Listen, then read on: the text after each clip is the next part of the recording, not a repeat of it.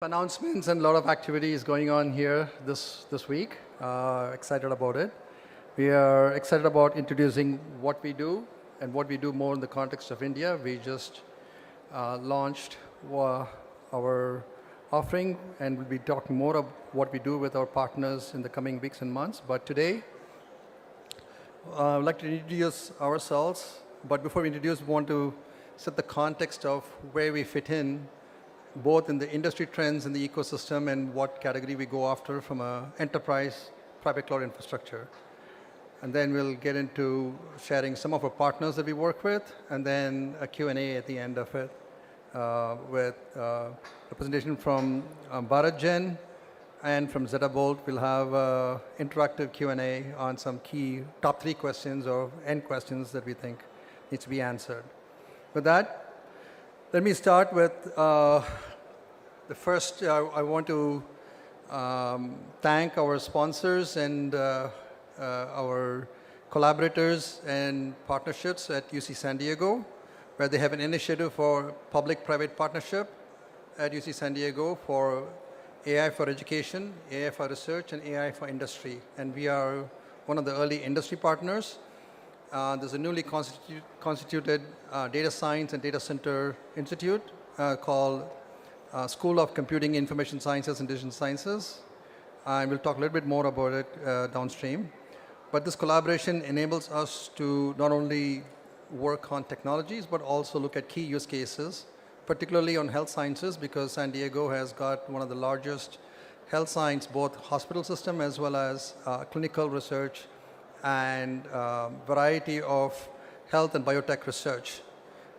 With the thesis that fundamentally computing is going to be driven by biology and health, it's a very key partnerships that we hope to work with going forward.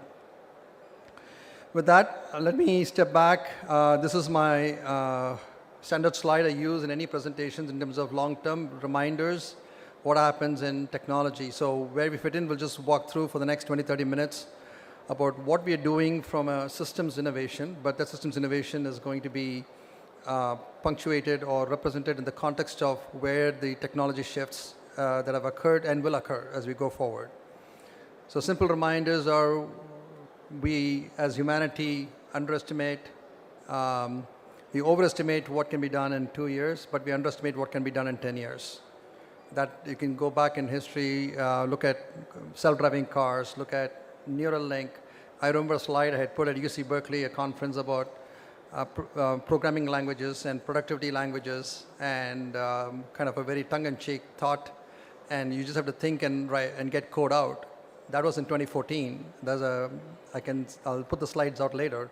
I thought it would be science fiction, never happened for hundreds of years, but guess what? You can think, you can put a Neuralink and probably have cursor generate code for you today. That I would have never thought about in 2014. So never underestimate what will happen. The big technology shifts that occur every 30 years, 15 years, 7 years. But the key thing is semiconductors drove the technology innovation in the 80s and 90s, thanks to Moore's Law. And the cloud phenomena happened in the last 2 decades. I do see the pattern now is you are innovating, as you can see, where NVIDIA is innovating tremendously from the silicon side up. And of course, there are innovations going from the top down, from the use case, from the language models, and higher order functions in AI, and both are coming at the same time together. A third bullet I would say is people who are serious about software should make their own hardware. The corollary is people who are serious about hardware should also make their own software. So I'm a hardware guy who's done software. In this venture, we're doing software first, going to the hardware later, kind of reverse model. This is the last, only one thing I'll say about myself. My professional life has been shaped by, luckily, I didn't realize, where between 1980s and 2000, there was a peak of Moore's Law. There was an exponential part, but happened to be lucky to have been part of the semiconductor innovation cycle, having developed and delivered a number of world-class microprocessors. So today we talk about models. There are only 4 or 5 guys who could do microprocessors. They were difficult, very small teams, 150 person.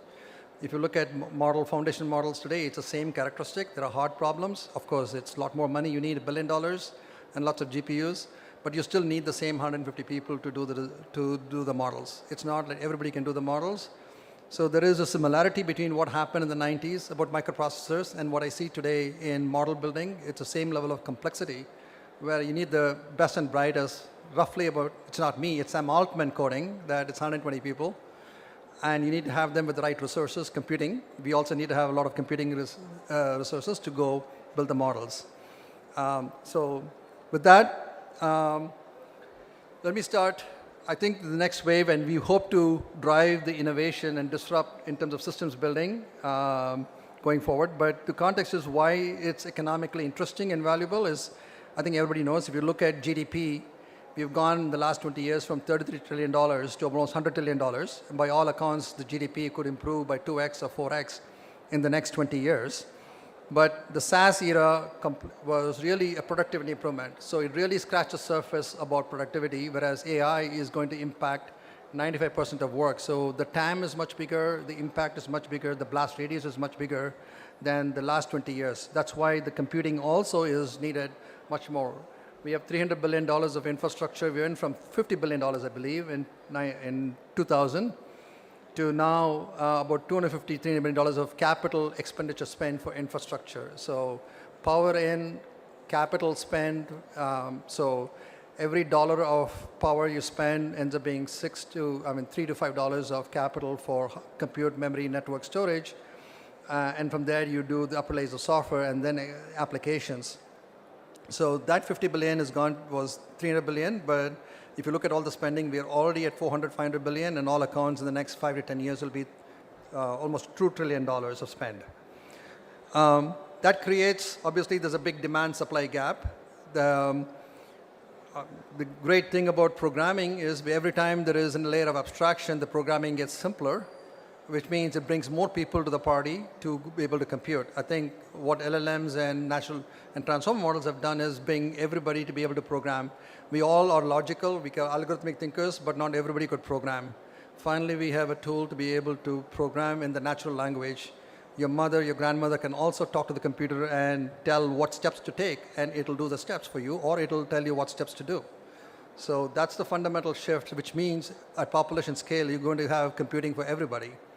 That creates a huge gap. It's not even 1000x, as Jensen would say, it's a billionx, absolutely true. But it creates a big technology gap, supply gap, and increasingly, because of model and languages and data, there's sovereignty gap also that's appeared. That's the theme of the conference, so that continues to drive tremendous amount of demand. Now, we have seen a little bit of this before. I have been through the first two cycles of innovation in semiconductors in my first job as with Sun Microsystems, and then the dot-com era, and then now. And there was always a demand-supply gap in one of these transitions. But we solved it in one way. Doesn't mean you can solve it the same way, but we are at the crux of solving it also in a similar way, but with a different set of boundary conditions, if you will. So what we solved between 1990 and 2000, if you look at, we went from clock rate, single CPU, to fundamentally shifting to multi-core threaded and distributed systems, and that was the cloud phenomena. I mean, I have a slide later to show what the transition was.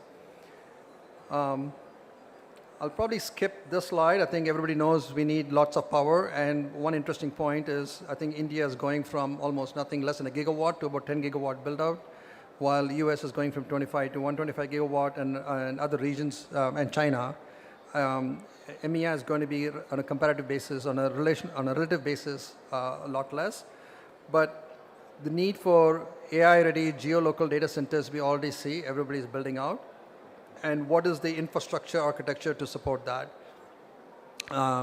There's certainly reference architectures inside the hyperscalers. Google has got a TPU-based, and AWS has got Trainium-based infrastructure, Trainium plus general-purpose computing. And of course, Microsoft has got Maya, and of course, NVIDIA.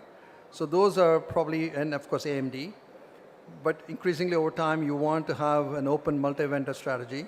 That's probably where we'll talk more about. So why do I believe these transitions and distributed systems are drivers of new innovation up and down the stack? This is not new. This has happened in history. Starting from VAX 11780 was disrupted by, of course, at that time PC, but more so on the enterprise side was Sun and the workstation. If you think of the first distributed system in the modern era, it was Sun Microsystems, where Ethernet was used to build a distributed system, network file system, and that was version 1. And over time, it's like evolution. You gain more mass, more momentum, more weight in your capabilities, and you end up building big monstrous machines in E10K. That drove the internet in the dot-com era, but that was also was an Achilles heel because that was not going to enable the scale that people had to go build at much bigger. So Google was probably the epitome of the next big shift. I'll talk about that. And similar thing we see today is we've gone from CPU-only dual socket x86 memory clusters to heterogeneous compute, but also gone through a fairly large scale up. Now, the interesting transition today versus then is training and inferencing. As you've seen the news lately with the Grok acquisition by NVIDIA and others, there's clearly a separation between the training kind of workloads and inference type of workloads and what kind of systems you want to support, because inference is going to drive a lot more of the compute. So the one way I think about it is inference and biology or workloads related to biology and healthcare are going to be the drivers of computing like it was for graphics in the 1990s. So this is back again to reinforce the point that between 1994 and 2005, we saw the shift going from the version 1.0 of distributed system to version 2.0, which is open source. So the first one was open systems in the first 20 years. And open source came and enabled a new way to build distributed system because from an economics, it removed the cost of middle layers of software. Everybody got access. In this case, Linux versus Solaris. But that also enabled to build truly hundreds of thousands of machines in a single cluster, and out of it came Borg, Kubernetes, and a whole bunch of other distributed file systems, all kinds of innovations that happened. So the proposition here is, I think we are at the cusp of similar things on the inference scale compute as well. Yeah, so just a reminder. And the punctuation that happens every time turns out to be, if you look back in history, it's Ethernet. Yes, the network is the computer, but more important is 10 megabit was the onset of replacing big mainframes or mini frames like VAX to workstations and network of workstations. Then right at the point of 10 gigabit Ethernet coming around 2000 to 2002 timeframe, along with it was multi-core, was enabled the new distributed system, building block. We are at the same point. We've got 400 gigabit Ethernet going to 800 gigabit Ethernet and probably a terabit Ethernet networks. And that's hopefully, and that will be the enabler, and that's a bet we are making. So the other element of the system is its network and then the memory. And do you build a full scale-up system at data center wide? Certainly you need for training, for backpropagation and forward. But inference can be much more distributed, shardable, and it's time to rethink what kind of systems you want for inference-only dominating infrastructure. The other dimension to think about is we've gone from a single memory type to multiple memory types. So do we need 4 light types of memory to deal with variety of layers, or just 2 or 1? That's a lot of debate in the technical community, but that's a critical decision that will happen. So a way to think about is we think of the entire system not from flops and GPU and compute. GPU compute, CPU compute are needed, but really what does the memory hierarchy or memory system look like, because there is a physical view, because that dominates the cost function and the power function. But equally at the same time, you have to represent that, especially from a performance standpoint. You are caching lots of different data for computing. So it's think of the KV caches for the LLM side, the in-memory representations of many of the data from a performance standpoint. So that's a layer that is rich in innovation and technical innovation that we hope to have an influence as well as probably make a mark. And then the large part is the logical view of memory, especially deep context. You want to go from session to session, location to location. You want to have your memory state. You want to be able to switch models and have some state of the memory state. All of these consume various layers of the logical and the physical layers of memory. So that's where we think about. So putting all this together, we think of taking a bet with Ethernet, taking a bet with memory, and build an inference scale compute for population scale, like in this case India, but also in certain key verticals like health sciences and others. So there's another important element we want to highlight. I take a quote from Jensen, where he talks about inference at scale is extreme computing. I'll just show a small clip. It's not just inference at scale, but what does it mean in terms of... One of the applications that my favorite is just good old-fashioned data processing. Structured data and unstructured data. Just good old-fashioned data processing. Yes. And very soon we're going to announce a very big initiative of accelerated data processing. Data processing represents the vast majority of the world's CPUs today. It still completely runs on CPUs. You know, if you go to Databricks, it's mostly CPUs. You go to Snowflake's mostly CPUs. SQL processing at Oracle, mostly CPUs. Everybody's using CPUs to do SQL, structured data. In the future. So taking a cue from what he's saying, historically, databases, SQL, all run on CPUs. And that'll remain the case for a variety of reasons. So that's an important metric in terms of why we believe the new systems that we compose going forward needs to have a happy blend, especially there are ways to design systems for the hyperscalers, but there's a whole category of use case and customers in the private side where they don't need to have 100,000 machines, but smaller scale machines, but it needs to have a happy blend of CPUs and GPUs. That's the main point in terms of. So in that context, we have taken a position to start working in partnership with AMD because they've got the x86 CPU assets and a compelling GPU roadmap, as well as an architecture that supports both from the network side as well as the memory side. They have higher memory capacity for LLMs. So it started with 256 gigabyte of HBM, which supports 128 billion parameter models at least. Now it's going to go to 288 and 512 in no time, which means we can fit fairly sizable models. So that enables one to do more kind of classical distributed systems, principles of single node that captures most of the workload for most customers and be able to optimize around that. So coming back, before we get into what we do in Proximal, I want to emphasize the partnership with UC San Diego.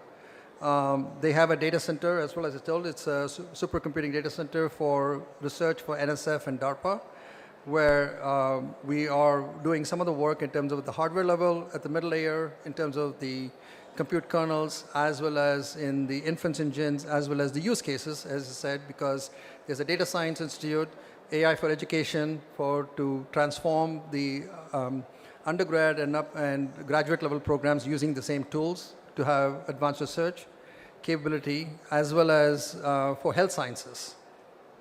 So with that, I think that is a part to set the motivation for what we're doing in Proximal Cloud. The next phase we want to go into specifically what we are launching in the 4 layers, the key components of what we have building and delivering to many cloud partners in India, to starting with.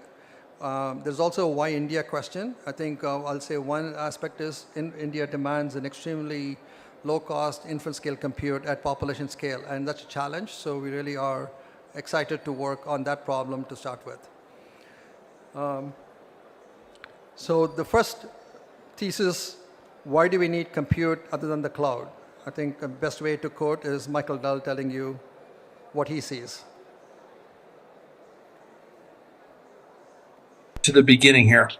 What can you share about on-prem AI deployments, Michael? Are you seeing anything interesting there?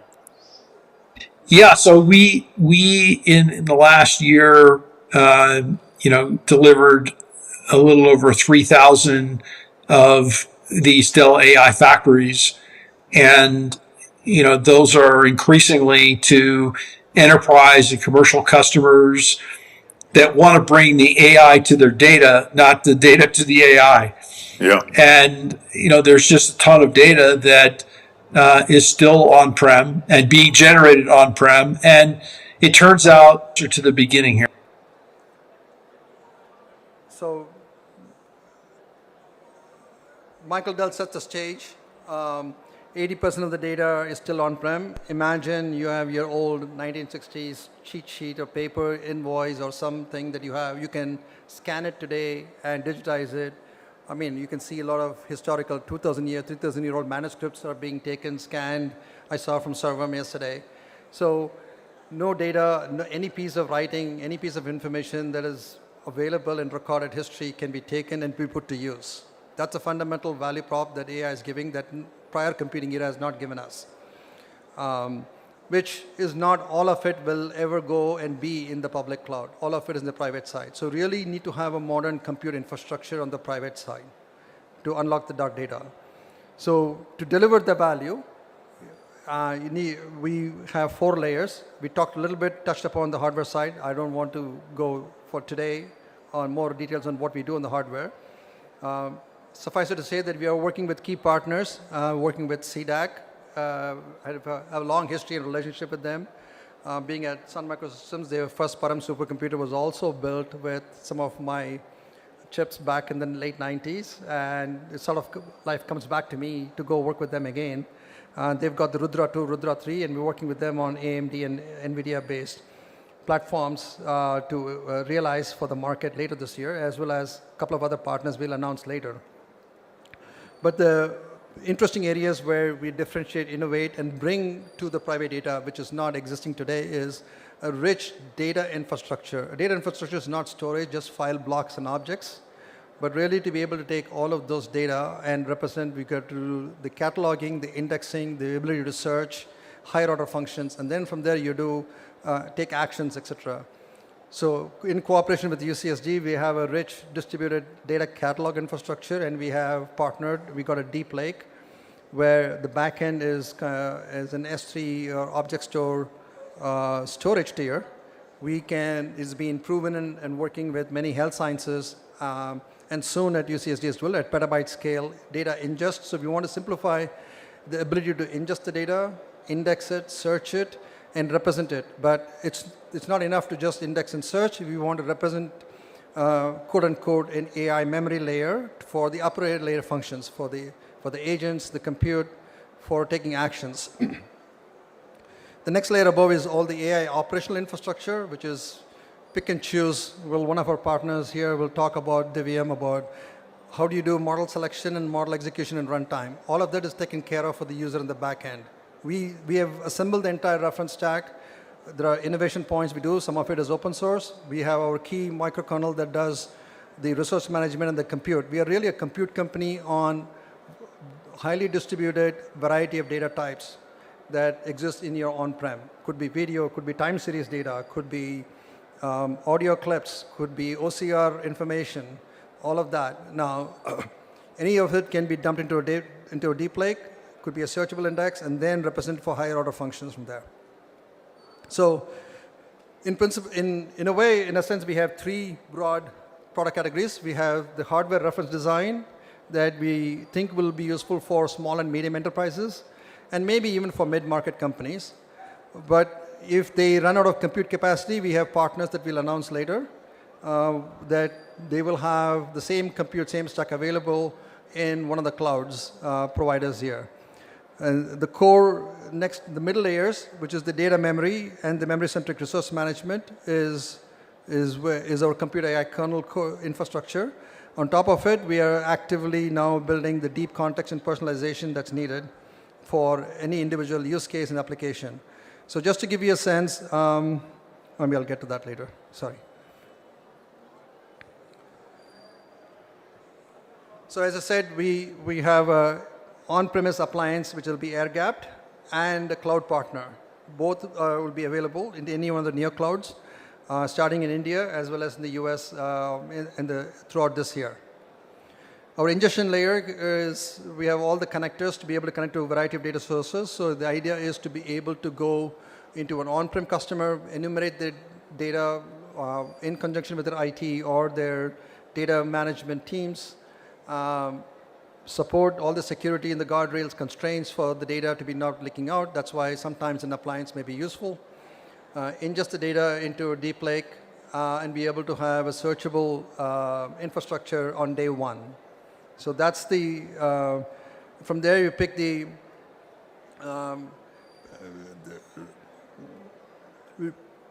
both for structured. So the challenge or the challenge and the opportunity that exists is not only being able to take unstructured data and do RAG. I think everybody does that.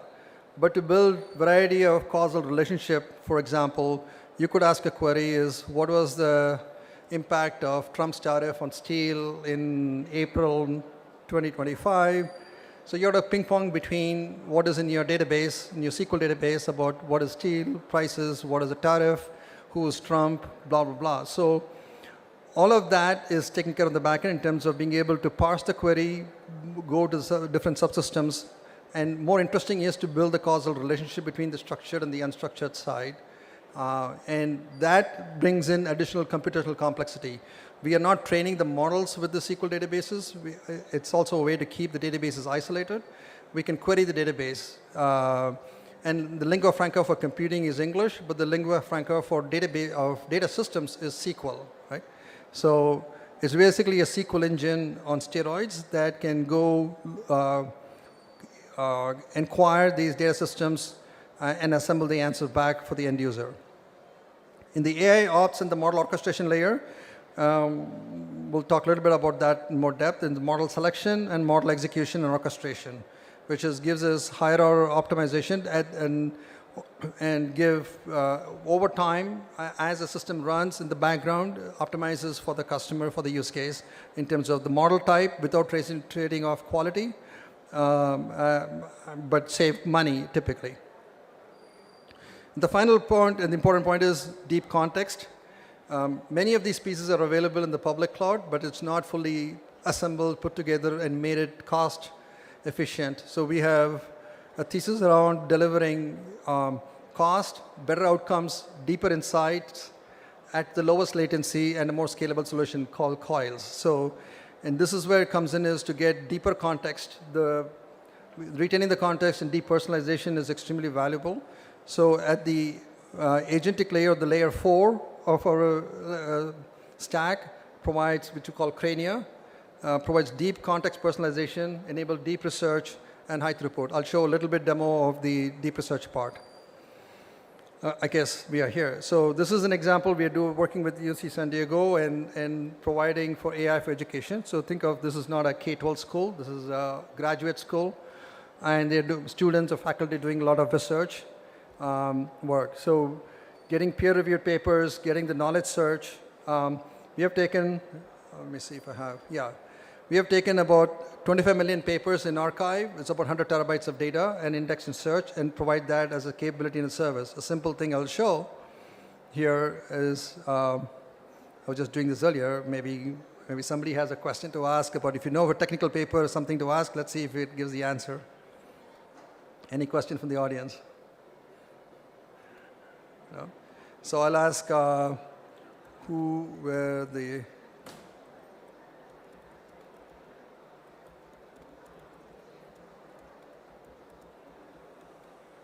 I know, let's see what it says. That's a pretty simple question, but once you get the answer to that, attention is all you need. You get this paper, you can go reference.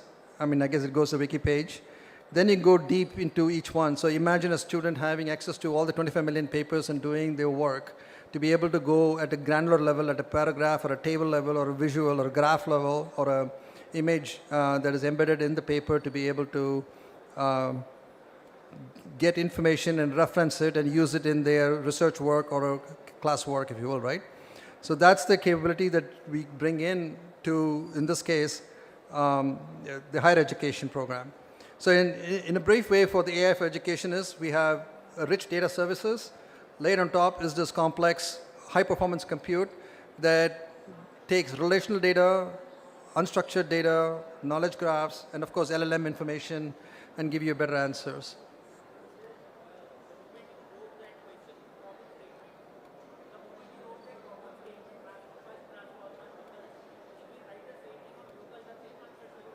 Yeah, the same answers will come. We can go back and go more complex one for papers. I just did a simple one for demo. We can go back into that. I mean, here I was asking a different paper. We can go into a paper and ask a specific thing about the paper. Let's say, if you want to, let's see here. I think,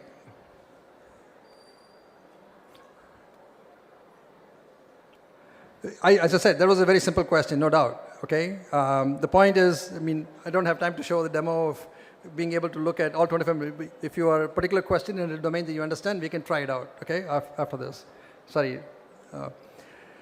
So we enable with this interactive learning for the students, contextualized intelligence, and of course, instructor empowerment in that. And the way the look and feel will be like a Jupyter notebook. With on the extension side will be the research content, the archive papers for them to use. It's an add-on thing. It doesn't have to be integrated. It's a conventional AI chat, if you will.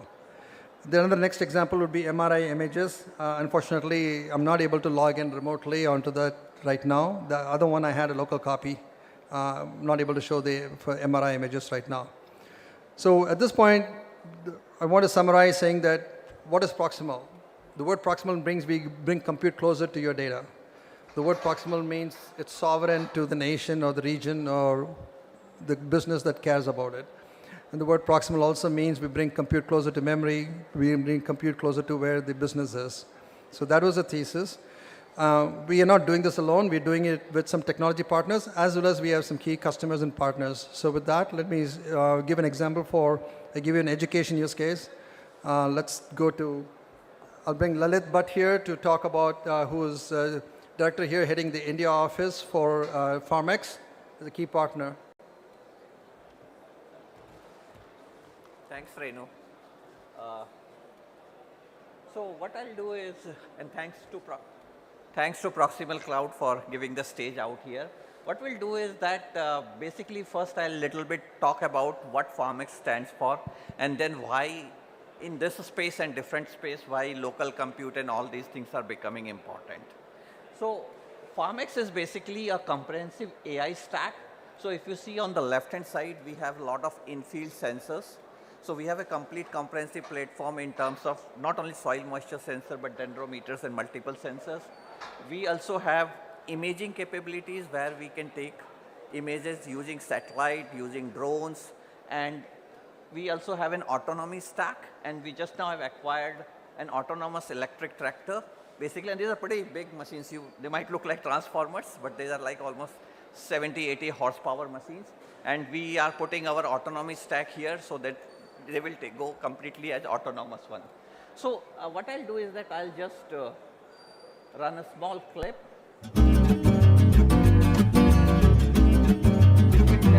What is Pharmex stands for? What the target we are going after? We everyone understands why we need that we can integrate into the platform and complete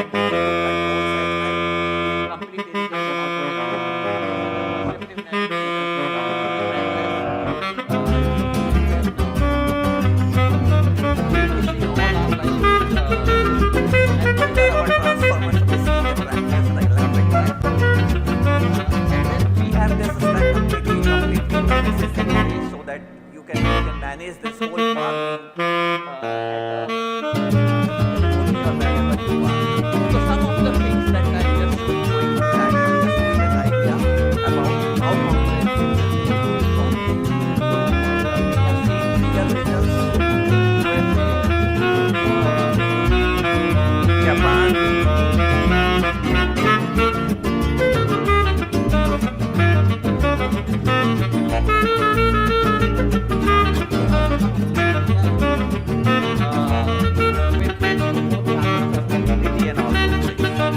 Okay, so I think then let's get back to the theme of today's, which is like local compute and why it is important.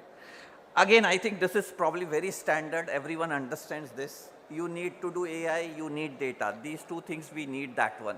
Then what becomes important is how efficient you are in terms of running those inferences using those data.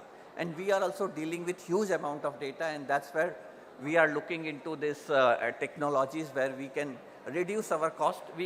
Everyone understands that in agriculture it's very very difficult to ask a lot of money from the farmers. So where we can really make our operation more efficient is if we start like making sure that we are very efficient, very effective in terms of dealing with a large amount of data and able to run inferences on top of that one.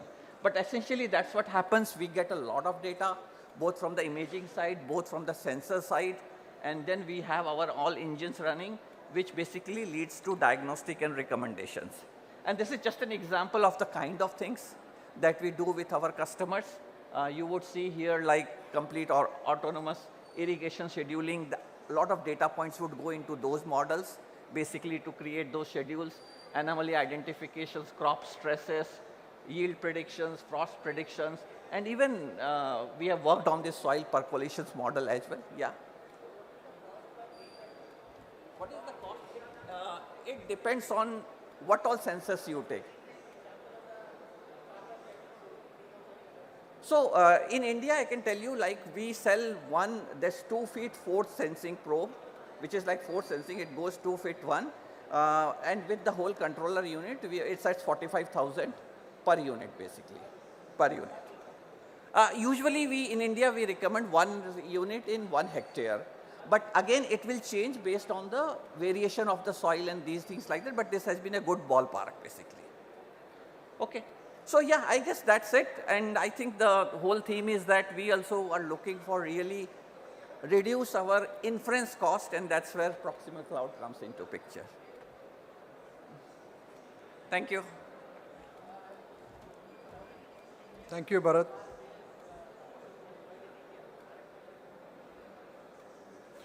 Okay, next we'll have Bharat, Director at Divium, who's a key partner in, as I mentioned earlier, about model selection and runtime optimization that is integrated or will be integrated into a stack. So Bharat.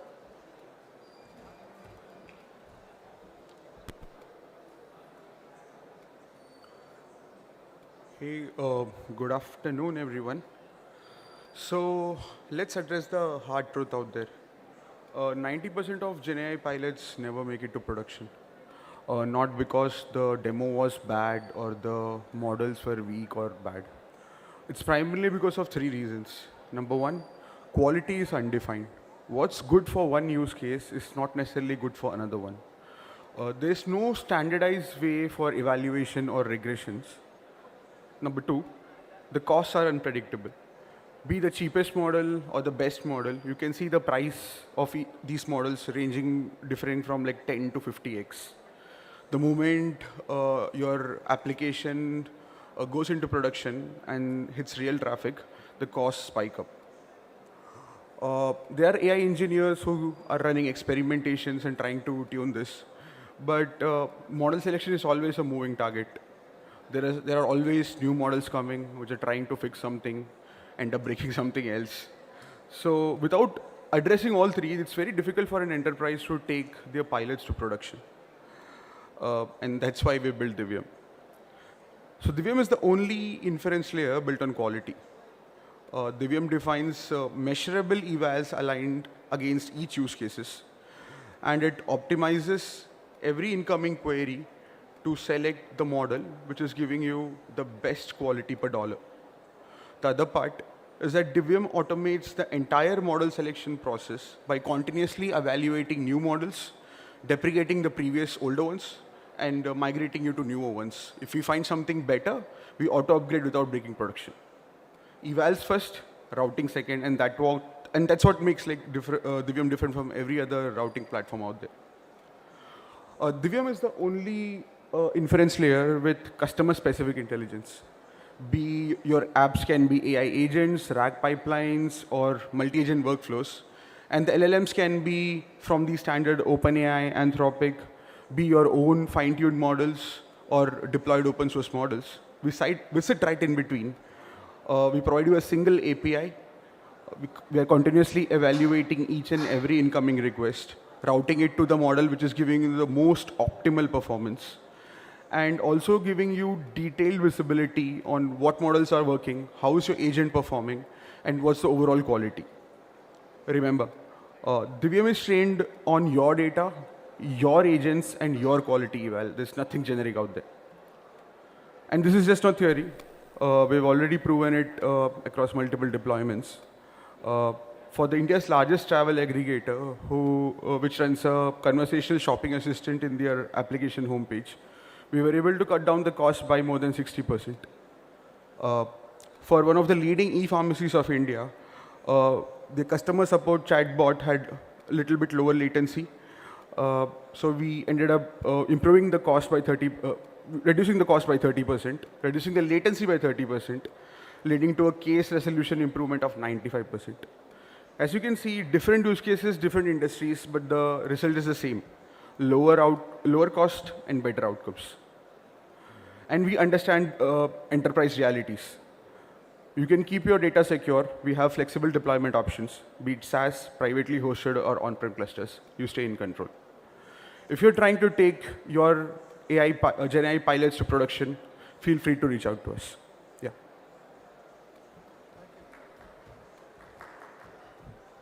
Thank you, Bharat. So we talked first about application use case, one in education and agriculture. Second one, how we are bringing optimization of the system stack. Some of it we do and some of it with our partners.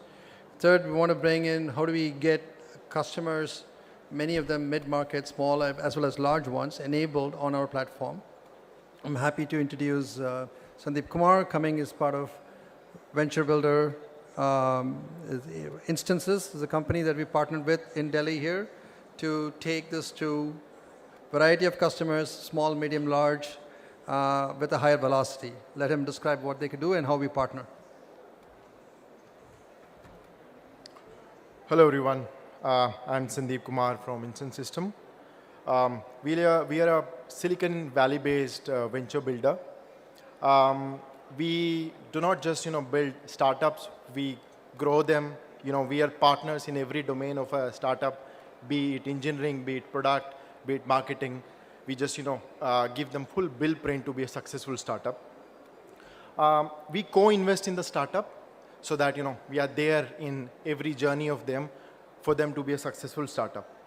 We are a venture builder. Sometimes it's often confused with the incubator, but we are a venture builder where we actually help in the every step of your startup to be a successful startup.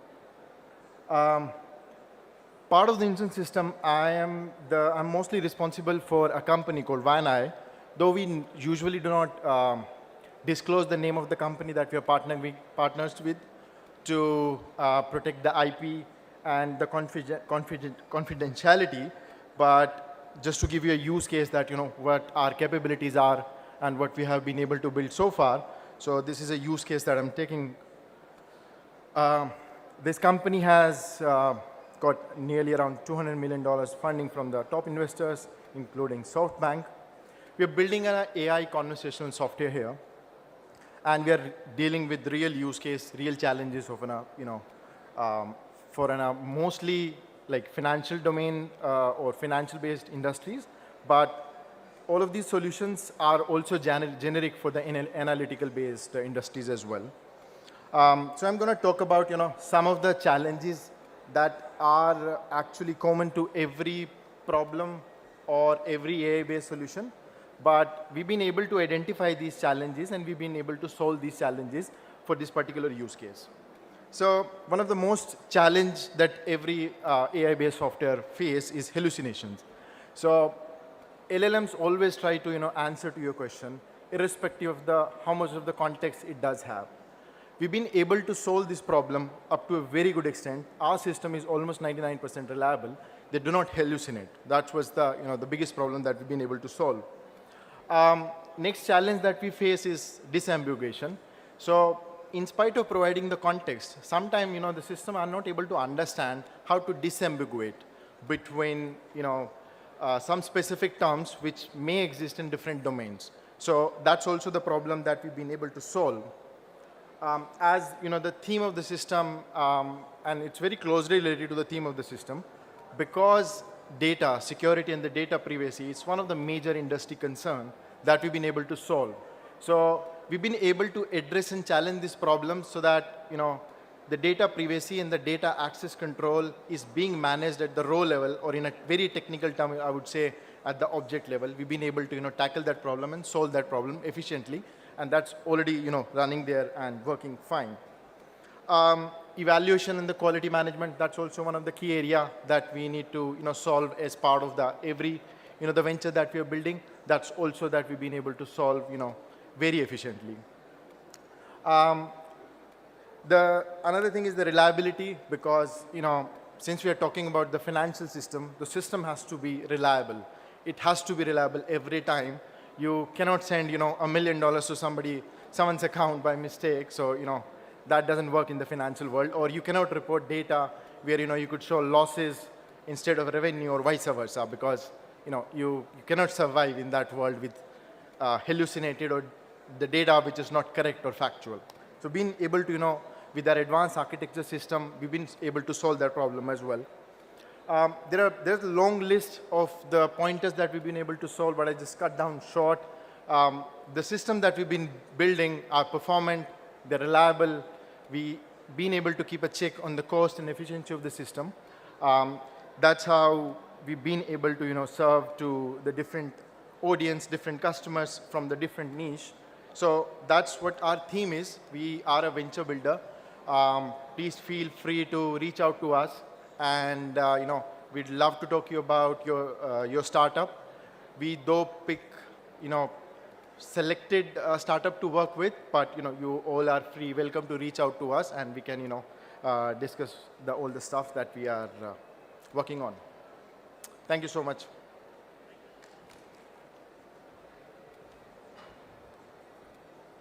Thank you, Sandeep. I think that ends what we're doing in Proximal and what our partners and our customers are working with in early phases. We have partners in the US like UCSD on life sciences, health sciences, education, and here in agriculture, and soon to other. Particularly, we're going to focus more on, it turns out to be that the Government of India initiative of education, health, and agriculture coincidentally aligned. It was not planned, it turned out to be that way. With that, I can go back to any questions. We've had a small panel session we can go to. I don't know if Piyush has come here or not, but I think there's a question here from Arya from Infosys, Senior VP at Infosys. Please.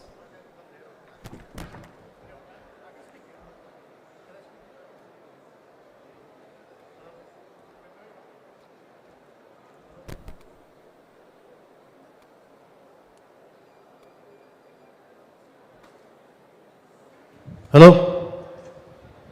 Excuse me. My name is Arya Bhattacharjee. I'm from serial entrepreneur from Silicon Valley. So right now, like Renu said, I'm driving the semiconductor and AI vision for Infosys from the United States and in India also. So the reason I'm here is because, like Renu said very correctly, a very important question that what's in future for India? How can India capitalize or make a mark in this journey? So not a small answer, but I can tell you what we are trying to do at Infosys. Because if India is going to win this Semicon 3.0 or 4.0, 2.0, no, I don't know, it has to be in software, it has to be in AI. The chip building wise is going to take some time. So Renu said that 80% of the data is on premise. And what we are working on together is to see on the semiconductor price, this is true, absolutely true. More than 90% of the data is on premise. So the whole journey of how to take that data and how to create solutions through agentic AI approach, through distributed computing, and actually by owning the architecture to lower inferencing cost is a main challenge. So to answer the question which Renu asked me, what's the future of India? I think that India, what we're going to do is we're going to look at a domain. So at Infosys at least, we have selected domain. And semiconductor, I was talking to him also, that is a large domain. And we have taken the leadership with some major clients right now. I can't talk about details. We're using an agentic AI on premise and delivering productivity solutions, AI solutions, and by cutting our productivity for chip making at least by 25%. And every day in a semiconductor fab, you save $10 million. Benchmark for a 7 nanometer type of technology, not even 1.9. So with that, good luck to Renu, and I look forward to collaborating. Thank you. Thank you, Arya. Now I welcome Abhishek Ranjan, but before, just come on board. To summarize what we do, Graph. this is the best summary. That is underneath what I think is the most important AI factor. So organizing the data layer turns out to be probably the most complicated thing, which spans the enterprise such that it can meet the intelligence.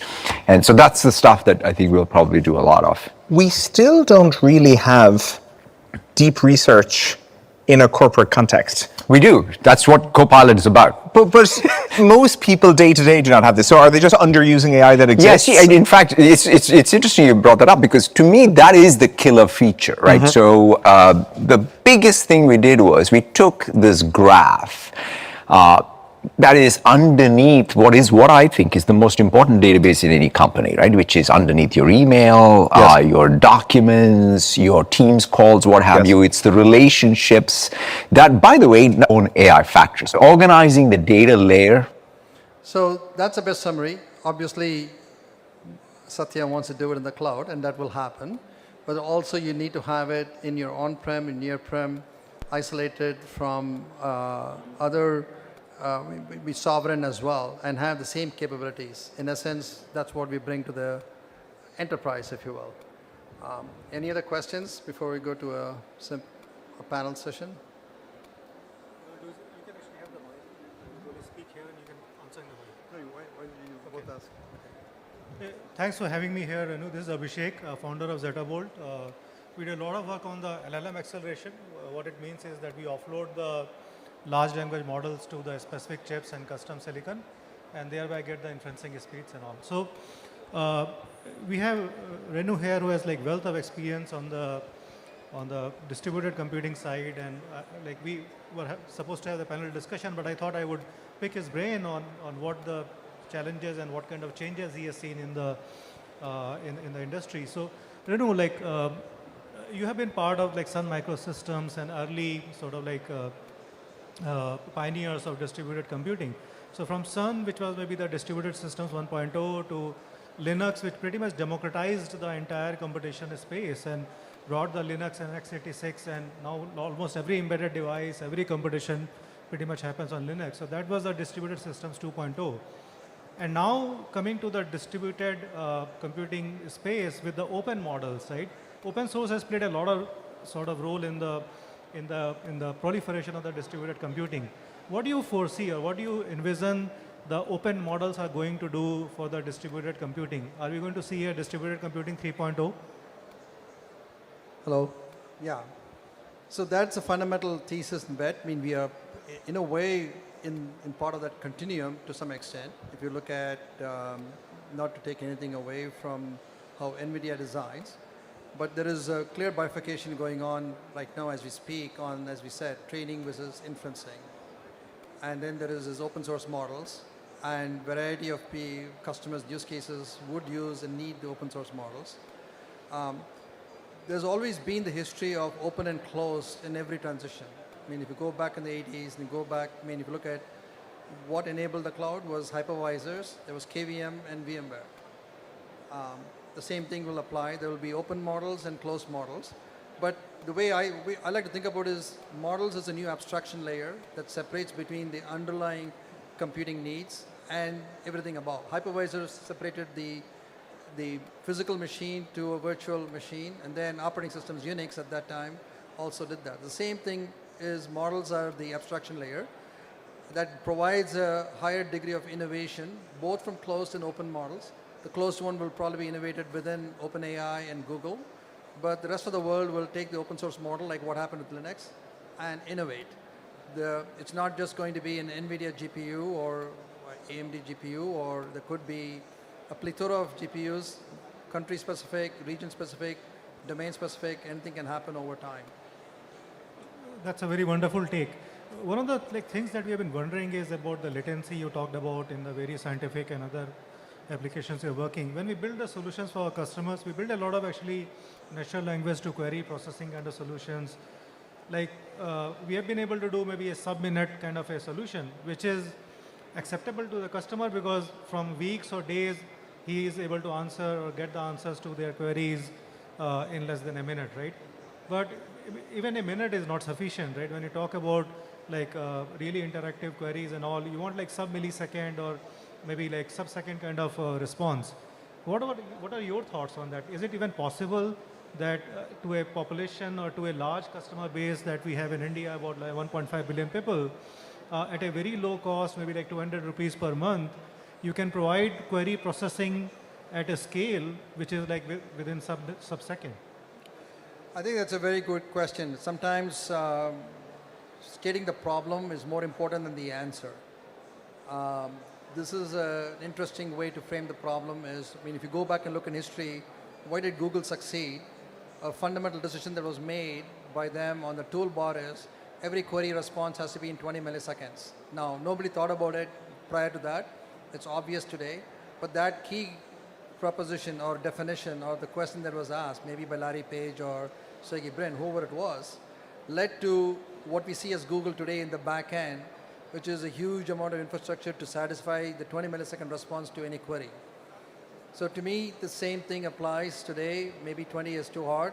I'm just arbitrarily pick. I have a simple demo or animation thing I was trying to show is every 120 milliseconds you want to have the answer. Today, if you go ask a question, it'll take seconds, sometimes longer than that. We are all impatient. We want the answer in quick order. When I ask you a question, you don't say, let me think and come back. You want to give the answer. If you don't know how to think and back, okay, you can, but that's a very deep question. You can think and come back, but we can throw more computing resources to get that. So what it tells you is you can throw a lot more computing to get to the answer. It's not just hardware. It's going to be algorithmic improvements, other improvements. But to me, that's the benchmark. Get to a 120 millisecond to any query for anybody. And why? So there's a global context and India context. India provides an ample opportunity for 1.4 billion people. If you can deliver at a cost point like 200 rupees a month at 120 milliseconds and any query to be handled, which is a long road to go. But if you can meet the objective in 10 to 20 years, it serves a lot of people, but it also will drive tremendous amount of innovation. So that's why when somebody says population scale, India has a unique thing about the population scale problem and the cost problem. So hopefully there are enough people within, as Arya said here, Semiconductor 3.0 and other innovations that can drive to build India's own sovereign, lowest cost, shortest answer to any language to the question that you asked.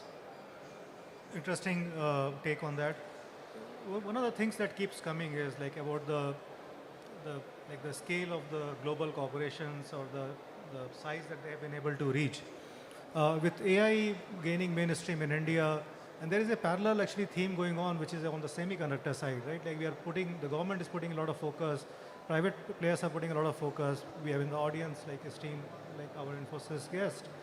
And the question that everybody keeps wondering about is with the AI and AI is speeding up things, is talking about productivity gains and all. Can we, what kind of corporations can come out of India? Can we see NVIDIA's coming out, or I don't know, Palantir or Supermicro, or even a new version of Sun Microsystems coming out, just because there is so much emphasis on AI or the semicon side? I'll let Renu talk, and then maybe you can also have your take on this particular question, right? What kind of corporations can come out, right? Your take. Yeah, before I get there, I forgot to say one thing in the prior question is, India provides the cost and infant scale compute. The other one dimension that also is going to drive compute is biology and health sciences. And both of these are going to drive innovation at the systems level. Now, coming back to category companies, right? If you go, Y2K created effectively Infosys, TCS, Wipro, and all of these companies today, right? So every big transitions cause new business models, new companies, new categories, new technology stacks, everything happens. So suddenly we are in a disruptive mode to challenge incumbents, which is a good thing, and new companies have to emerge. It could be in the same categories that exist up and down the stack, could be in the application tier. I remember 20 years back walking around streets, every lamppost used to be SAP trained. Everybody used to get trained, and that was a job. Everybody had a badge of honor if they got an SAP trained in their thing and then go get a job. I used to think, why are they doing this? Now I think about it as saying, with this fundamental transition, can there be an SAP coming out of this transition in the AI? Why not? To give you some raw numbers, every gigawatt of power will require $25 billion worth of compute memory network storage. So if India is going to do 10 gigawatts, that's $250 billion of hardware. That brings multiple supermicros, or that sustains a semiconductor ecosystem at that scale, right? So certainly the investments going in for power, which is a long lead item, is important. But the next layer provides the economic value to host the hardware systems company. The HP, the Dells, and Supermicro can emerge. You can go each layer of the stack. The next layer is the application engine tier, where Proximal is that. Maybe we could become the SAP of tomorrow. That could be a Palantir, which is the application tier, not just Palantir, any other company. So both the scale, and if you can solve the technology, the scale, and the cost economics, it's not just restricted to India, it can be global. Unlike the China model, where it ended up being a very closed garden wall, I think India has the opportunity to be make in India and make for global is much better, but just have to think bigger. More important is take bolder bets and go for the long haul, not just work for it for 5 years, 7 years. These are 10, 20 years cycles to change. A very interesting take, and thanks a lot for actually, and I would like to have your opinion on this particular question. Do we see NVIDIA's, SAP's, and Oracle's coming out? Thanks. So I think the semiconductor data, for example, recently working with one of the large companies, I want to give some specific examples. They are just ingesting data right now. I'm talking about a fab, not design. They've got 7 petabytes of data ingested, and they don't know what to do with it. And like I said, a typical fab manufacturing facility is worth at least $10 billion. And it's got thousands of steps. And it takes about 120 days to make a chip. So $10 billion for 120 days producing a wafer, and there are defects, design issues, things. So if you take that data just from basic information, runtime, real-time data, defects, soft defects and hard defects, because just because a chip fails doesn't mean it's slow. Slow means no money. That's a failure. So collecting all that data, classifying the data, understanding and using agentic AI agents in an edge computing way. You cannot solve this in a server. And then feeding it back to design infrastructure. So the design time also has shrunk a lot, and the yields are going up. When 30 years ago, when I was in Intel, we were talking about die sizes of like maybe 1 centimeter by 1 centimeter. Today, in a 300 millimeter wafer, NVIDIA's latest wafer level chip is about 20 centimeter by 20 centimeter. That level of yield and reliability is unimaginable without the use of AI. So I can go on and on, but I think if India has to win, I don't think India needs to become a Palantir. And India does not want to become a slave shop. So the way I explain that in a one-level page, that Palantir's gross margin is 95%. Indian company's gross margin is 30%. Can we build a business at 50% gross margin where the amount of domain expertise India provides with the amount of data is available to take these technologies we talk about to implement them in real practice? That's what India can win. It is the execution with the best technology. Thank you. Thanks a lot. Thank you, Arya. Thanks, everyone. I have one question for the venture side. Right? So, all these technologies, they require a lot of investment before they can actually become fruitful, right? I heard somewhere that the government of Karnataka, and I don't want to demean them by the way, they put like 20 crores of fund for actually funding the startups and all that, right? The single engineer which actually Meta is hiring right now, they are throwing how much, like $100 million at that engineer? 20 crore for funding like hundreds of startups versus $100 million like being given to one engineer, right? There's a huge mismatch. Now the question is, do we, like for Indian companies, do the venture capitalists or the private equity, do they have such deep pockets to fund them for like continuously fund them for hundreds of millions or billions of dollars so that an NVIDIA or AMD or I don't know, like the Sun Microsystems can emerge? I want your take. Answer this question. Actually, so Renu, like I would like to take your. I don't want to answer. I want you to answer the question. Answer your own question. You want to answer my own question? Yes, it will require that kind of investment, right? I think this was one topic I touched upon a long time back. ISRO has been funded like continuously, right? Initially, the ISRO rockets would all land up in the ocean, right, or the sea, or whatever. But over a period of time, they gained competence. They are among the top 4 in the world right now, right? I think that kind of like continuous and continued support is needed for whatever industry we are picking, whether it is AI or whether it is semicon. Like we need the private players, we need the government to support it like till the end, right? And that's when maybe the key players and the winners will emerge. I think your question has got two parts.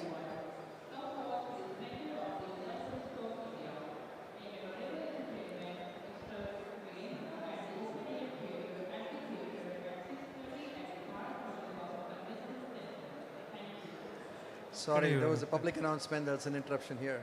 I think there are two parts. One is there's a mismatch between what a demand-supply gap and skills in the model companies, if you will, to what a person gets here, and what is the kind of investment that is needed in that.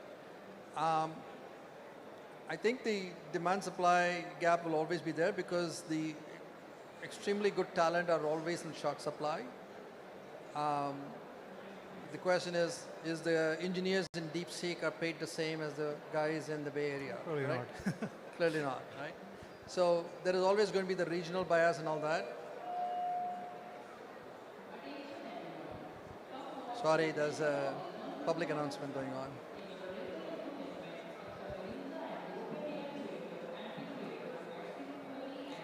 In the meantime, if anybody from the audience wants to ask question to Renu, feel free.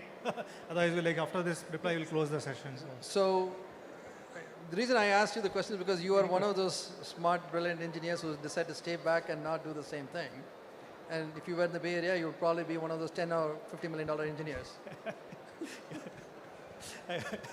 Hopefully, yeah. So why did you do and what do you think? That's why I asked the question back to you. Yeah, it's good. It's fun to build for India, by the way, and build from India, right? Build for India, build from India. That's why we are here. And that's why all these conferences here, all the discussions are happening. But thanks a lot, Renu, for all the wonderful insights. Last call, anybody from the audience wants to ask any question to Renu? Yes, sir. Why don't you have Thanks, sir. So my question is that you shared that if 10 gigawatt business comes to India, that means $250 billion worth of equipment will be purchased or something will happen in India. So how can we ensure that 10 gigawatts, just leave 10, let's start with 1. So how will that business come to India? How will that? I'm just sharing that if 1 gigawatt business, you said, will come, so how will that business come? How will that business come? Yeah. I mean, today we already see most of the hardware is either brought in by the hyperscalers who got some capacity, and then Dell, HP are the largest OEMs as I understand. Supermicro is behind, and I guess most of the hardware level systems are manufactured in Taiwan and other places and brought here. And there are emergent players like VVDN. Sanmina has got a manufacturing plant in Chennai who's going to come and do Make in India. I don't want to steal the thunder. So there are emergent ones seeing the economic value of that scale to start designing. But we've already seen, I don't know the details of all the phone manufacturing that's happened. So the ecosystem of building chassis systems, board design capability was there, but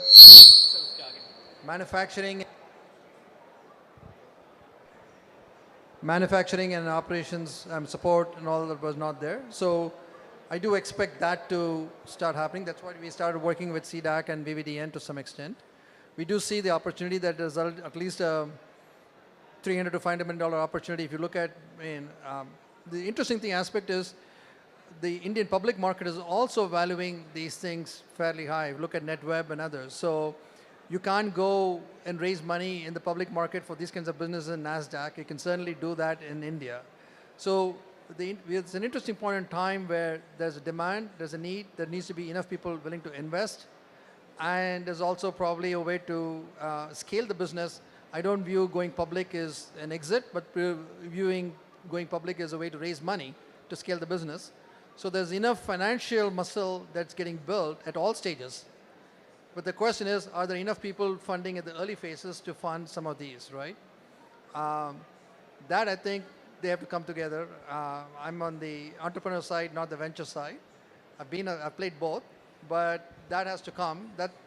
That's my point of the answer to Abhishek's question is, at a 10 gigawatt, it's going to be multi-hundreds of billion dollars worth, all the layers in the stack, and there should be enough investments going in. And if you look at what has happened in China, there's a different way to drive that capitalistic structure, right? They have taken a centralized model, but enable a lot of districts and regional people to go invest. Look at the cars. How many car companies are there? I'm not saying you should follow the same model, but there should be enough early stage at various layers of the stack to be invested. Opportunity, the exit opportunity exists. Okay. Thank you. I think, thank you, Renu, for all and everybody who has participated. Thanks for coming, guys. We'll close the session. Yeah. So thanks a lot.